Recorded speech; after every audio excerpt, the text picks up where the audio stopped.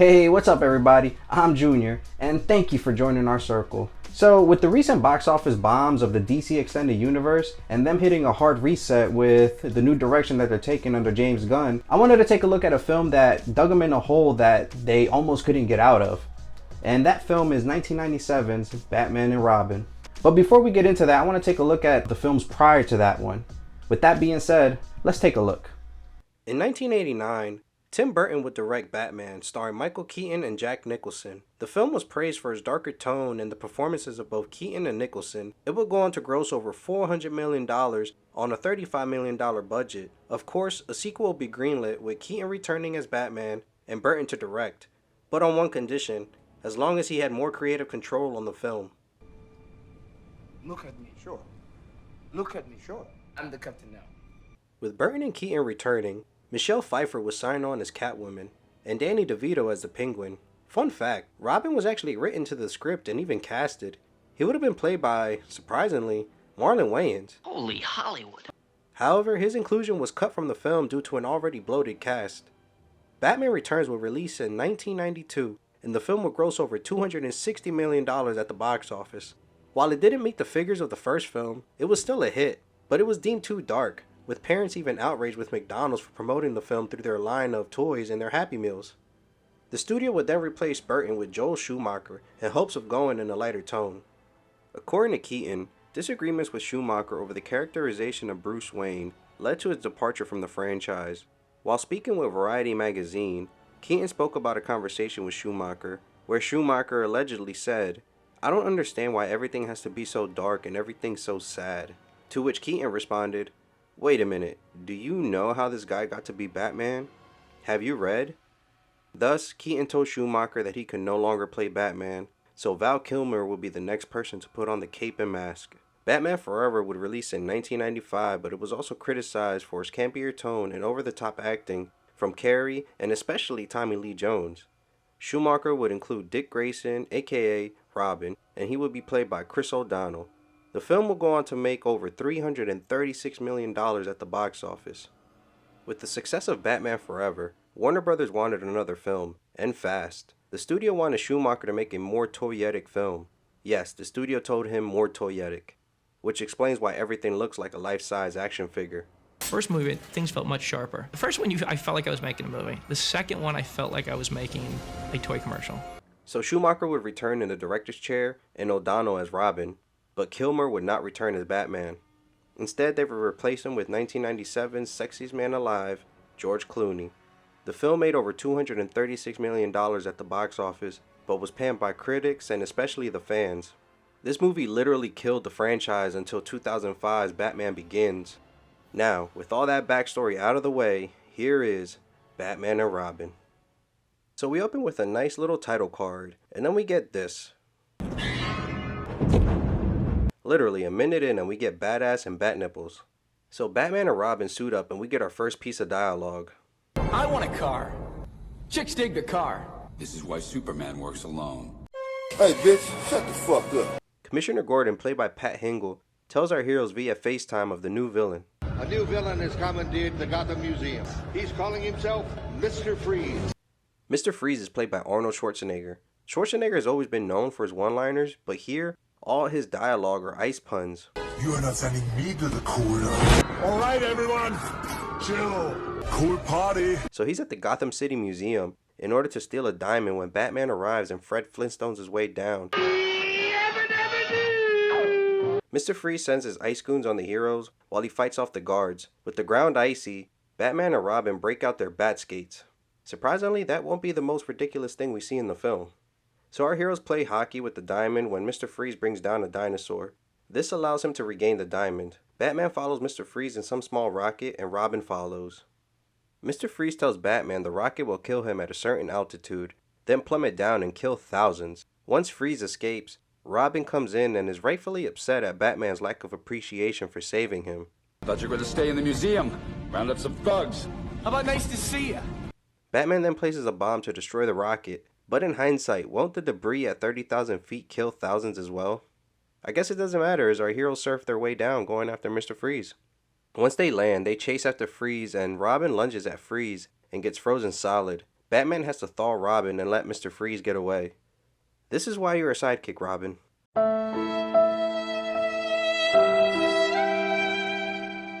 Next, we shift our focus to Brazil, where we meet Dr. Pamela Isley, played by Uma Thurman. She's trying to crossbreed plants with animals with the use of a substance called venom. Her boss, Dr. Jason Woodrue, played by John Glover, is using her chemicals to create super soldiers. This is where we also see the creation of Bane, who is played by Robert Swenson. And instead of an intelligent fighter on par with the Dark Knight, we get a muscle-bound henchman who only speaks in singular verbiage. Gotham Observatory, Bane. And step on it. Step. Enough monkey business. We've got work to do. Monkey work. Look how they massacred my boy. Once Dr. Woodrue realizes that Dr. Isley has infiltrated his lab, he takes his time to try and team up with her, and also get with her. Join me, the two of us. Side by side. I have spent my life trying to protect plants from extinction. When I get through, you won't be able to get a job teaching high school chemistry. You psycho! I just need to get this out the way. We all know Uma Thurman is a great actress. I mean, just a few years prior, she was captivating us with her dance moves alongside John Travolta in the Quentin Tarantino classic, Pulp Fiction. But in this film, oh my gosh, she's intolerable. It's one thing to give an over-the-top performance, but when your performance begins to feel out of place in a comic book film, then maybe it's time to reel it back a little. Anyways, once she rejects his advances, he then kills her. At the Batcave, Batman shows us some convenient exposition on how Mr. Freeze came to be. Dr. Victor Freeze. So you demoted yourself from doctor to Mr. I didn't spend 6 years in evil medical school to be called Mr. Thank you very much. He was working on a cure for a sickness that his wife contracted, called the McGregor syndrome, when something went horribly wrong and he fell in a vat of cold liquid solution. During the exposition, we see something is wrong with Alfred, who is played by the late Michael Gough. So Robin feels that Batman does not trust him.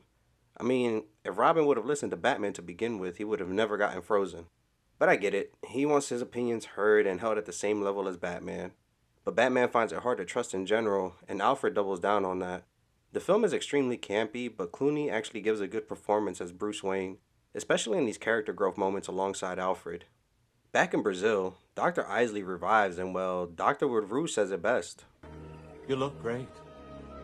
Well, if only her acting looked this great, then this movie would be awesome. She turns into Poison Ivy, and we see that her kisses are poisonous and kills Dr. Woodrue. She then burns down the building and teams up with Bane in order to come to Gotham in hopes of meeting Bruce Wayne. Back in Gotham, we're in Mr. Freeze's lair. I'm Mr. Icicle. I'm Mr. 10 Below. Whatever I touch turns to... I'd much rather wear those slippers for the rest of my life than watch another second of this. So Mr. Freeze explains his diabolical plan of creating a freezing engine that will freeze the whole city. The city fighters will have no choice but to give me the $100 billion. The purpose is to use the money in order to continue his research to find a cure for his wife, who is cryogenically frozen. Again, the film had some great ideas which could have been further fleshed out, but instead they take out any character growth for silly puns. I just hope the film doesn't introduce another character in an already stacked film because, oh my god movie, who the hell is this? We are now introduced to Barbara Wilson, played by Alicia Silverstone. Silverstone was coming off the success of the 1995 film Clueless, and at the age of 20, she would be donning the mask as Batgirl. Unfortunately, reports of her unable to fit into the suit made headlines during production, and she was fat-shamed by the media. Well, Miss Silverstone, I don't body shame, and I just want to say that you look amazing then and now. Thank you very much. So she turns out to be Alfred's niece. Her parents were killed in a car accident some years ago, and Alfred has been financially supporting her ever since. So do all of Alfred's orphans end up losing their parents only to end up being masked vigilantes? Later that night, Barbara checks in on Alfred and he tells her that he's been trying to track down his brother. He's first butler to the Maharaja of Mirajanpur, so Wilfred can be rather difficult to find. Well, I don't suppose they have fax machines on elephants. That's racist. She then proceeds to escape and steal one of Robin's bikes. Great, another 2 more subplots in an already stacked film. Poison Ivy and Bane arrive in the city and go to the Gotham City Observatory, where Bruce Wayne is showcasing a super telescope that can see anything in the sky, space, and around the world. Just don't point it at my bedroom. Bruh. Here we also meet Bruce Wayne's love interest, Julie Madison, played by Elle Macpherson. Seriously, how many more characters are they going to stuff into this? I swear I didn't even know her name while watching this, and to be honest, her role in this film is so minor you can literally edit her out and you miss nothing. So Ivy pushes her way to Bruce in order to propose a way to save Mother Nature, at the cost of human life. She deserves your loyalty and protection.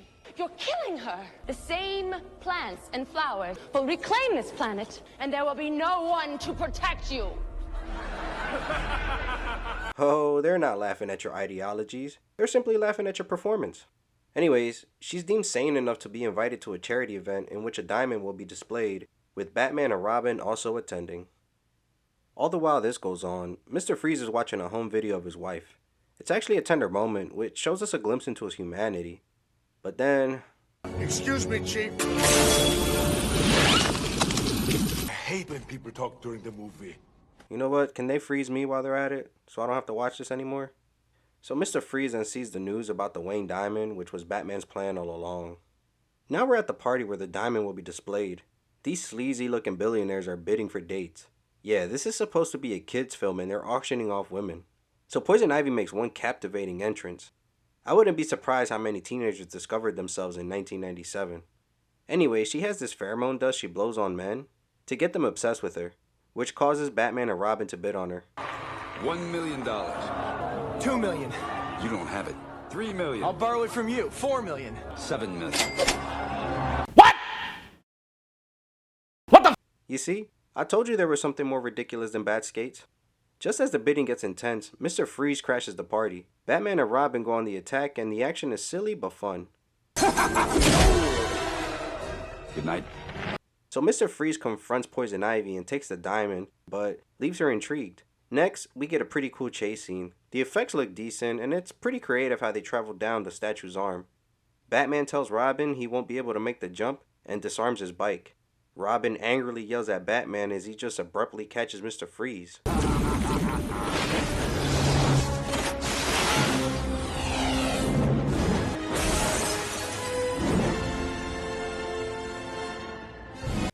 Back at the Batcave, Robin continues to argue about Batman's want to control everything and his lack of trust. It's your house, it's your rules. I mean, it's your way or the highway.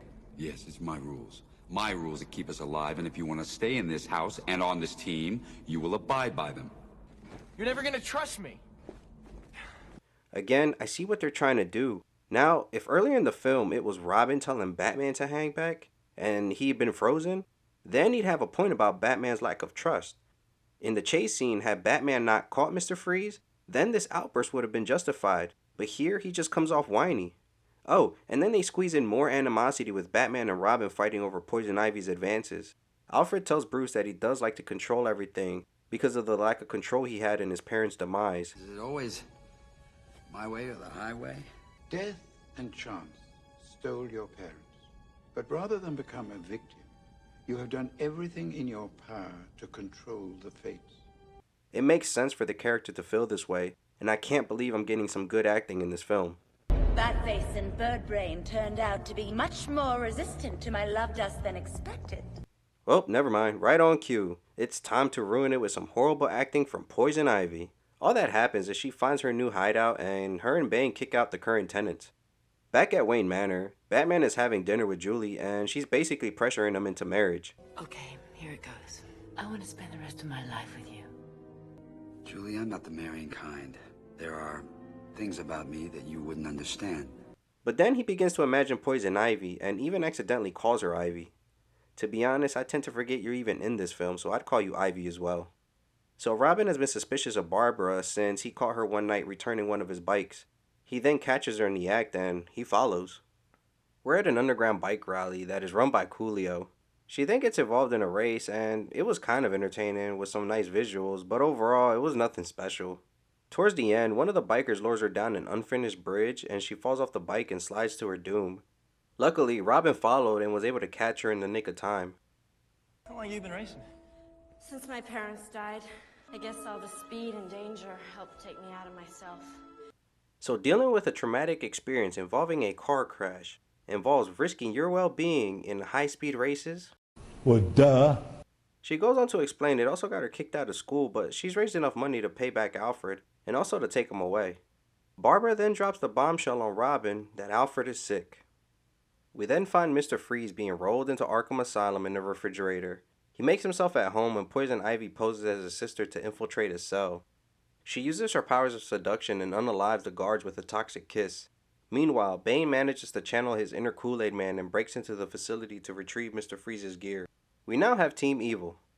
Every villain is lemons. Fully dressed but low on power, Mr. Freeze, Poison Ivy, and Bane break the walls and take a leap of faith out of Arkham.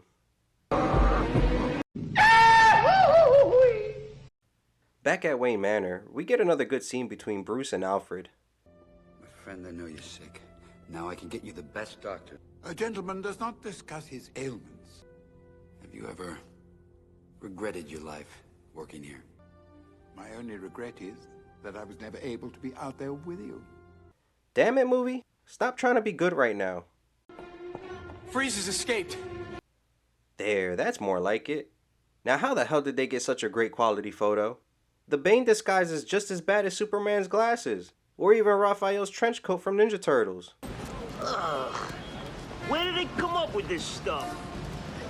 So our heroes are shown that Poison Ivy helped Freeze escape, and they come to terms with her being a villain.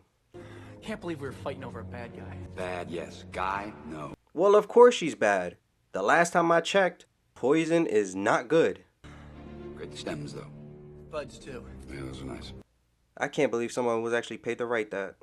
So Batman and Robin find Freeze's wife, and even discover he's found a cure to stage 1 of the McGregor syndrome. Freeze and Poison Ivy split up. Freeze goes to find his diamonds for his suit, while Poison Ivy goes to battle our dynamic duo. Bane attacks our heroes, conveniently one at a time, while Poison Ivy tries to seduce them individually. Listen, the fight sucks, and the only thing to point out is that Poison Ivy manages to get into Robin's head. Stop! Don't kiss her. Toxins introduced through the mouth. You just couldn't stand it. She was gonna kiss me and not you. Batman says enough with your whining and throws him into Nickelodeon slime. So the villains escape, but before Ivy escapes, she pulls the plug on Freeze's wife. Back at the Evil Lair, Poison Ivy tells Freeze that it was Batman who pulled the plug. And then we get so many bad puns and probably one of the most eye-rolling lines I've ever heard. I will blanket the city in endless winter!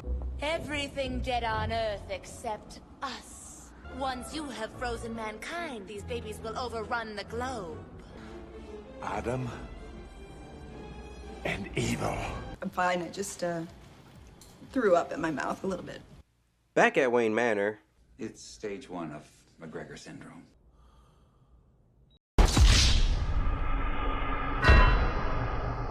and instead of dwelling on the possible loss of a beloved character, we get even more whining from Robin.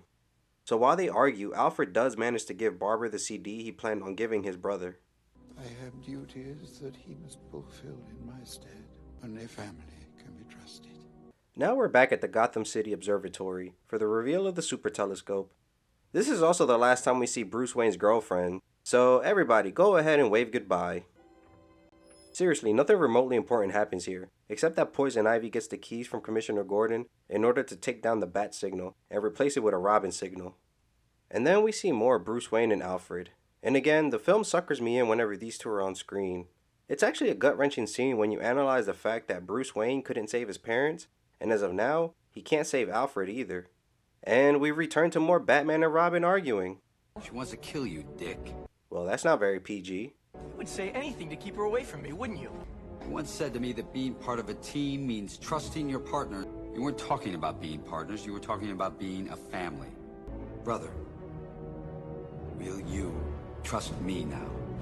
Okay, but the whole time you proved you were right. You know, the whole freezing situation, and then the jump. Oh, and even that Poison Ivy was brainwashing you both. Forget about family, just kick that little orphan out of your mansion.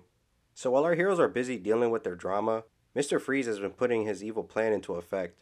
He plans on turning the super telescope into a giant ice beam and freeze all of Gotham.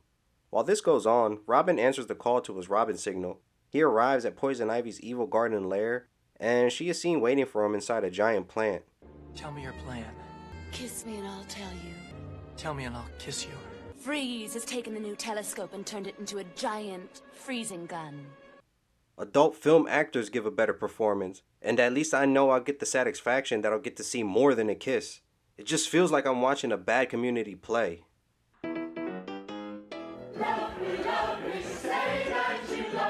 So Robin uses rubber lips to avoid the toxins.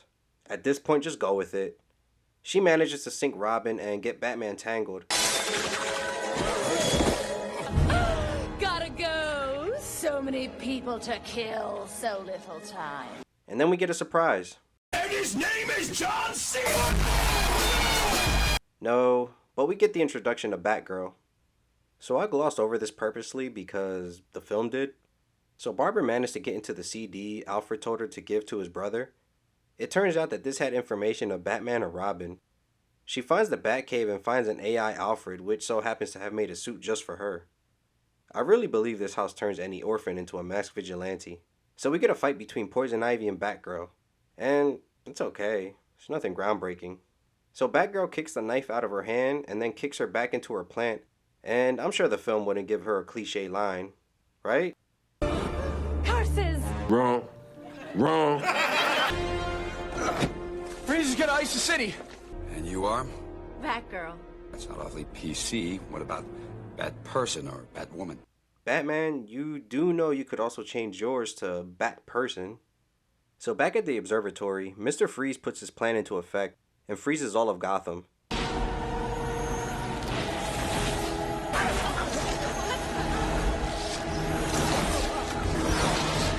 Hi, doggy. Our heroes race down a frozen Gotham in some very toyetic suits and vehicles.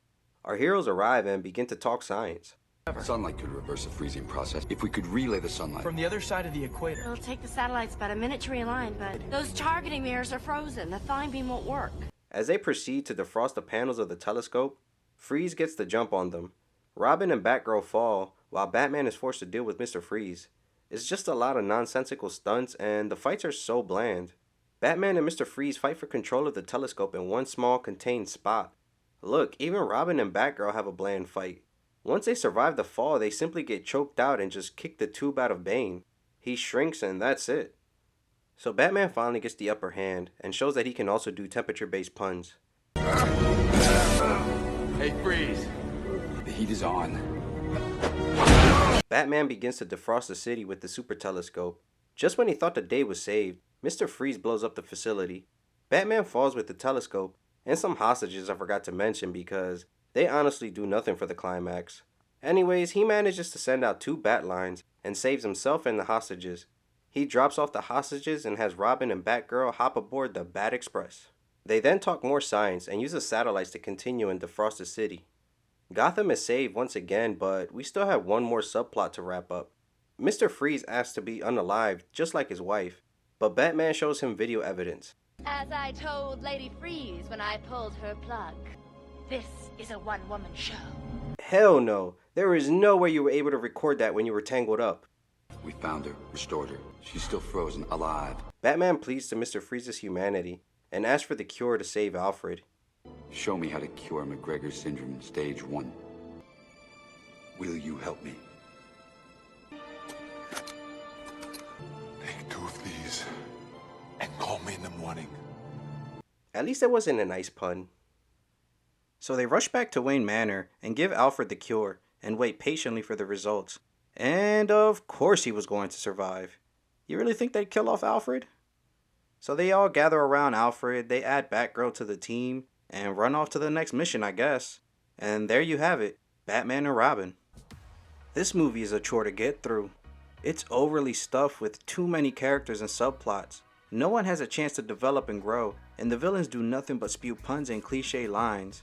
The problems between Batman and Robin feel forced, while I saw no need for Batgirl to even be included in this film. It's hard to watch Uma Thurman in this. She was nominated for a Razzie Award for this film, so that alone speaks for itself. Curses! Schwarzenegger's Mr. Freeze should have been treated with more respect. His backstory of being a villain to save his wife could have made him a compelling character, but instead they relied heavy on the puns. But what I did enjoy were the sets and the visuals on the film. It was actually enjoyable watching the world of Gotham because it looked so unique. Surprisingly, the best part was George Clooney as Bruce Wayne. Stop it. Get some help. Now hold up. I didn't say Batman. I said Bruce Wayne. I think he played him well, and whenever he was on screen, I enjoyed the film. Maybe it was his charisma or confidence, but whatever it may be, he felt like Bruce Wayne. His scenes alongside Michael Gough's Alfred were heartwarming, and it made you forget for just a minute that you were watching a bad film. Overall, this was just a train wreck. But I'll give Joel Schumacher credit. He apologized for his train wreck. If there's anybody watching this that, let's say, loved Batman Forever and went into Batman and Robin with great anticipation, if I disappointed them in any way, then I really want to apologize, because it wasn't my intention.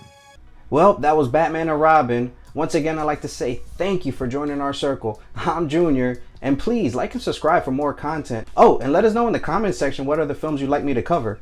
Overall, take care.